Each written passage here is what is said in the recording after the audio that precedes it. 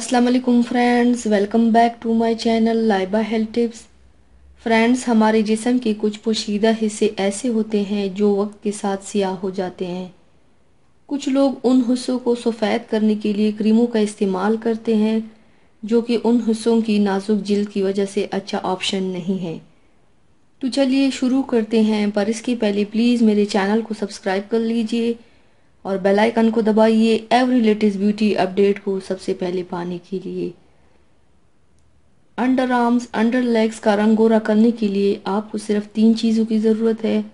लीमू का अर्क 1 चम्मच, कीरे का जूस 1 चम्मच, हल्दी पाउडर 1 चम्मच। अब इन तमाम चीज़ों को आपस में मिलाएं और अंडर आर्म्स अंडर लेग्स के नीचे इस पेस्ट का मसाज करें और 20 मिनट तक लगा रहने दें। उसके बाद साबुन से धो ले और खुश्क कर ले। सियाह जिल्द गोरी हो जाएगी। नारियल का तेल जिल्द की रंगत को गोरा करने के लिए बहुत मुफीद होता है।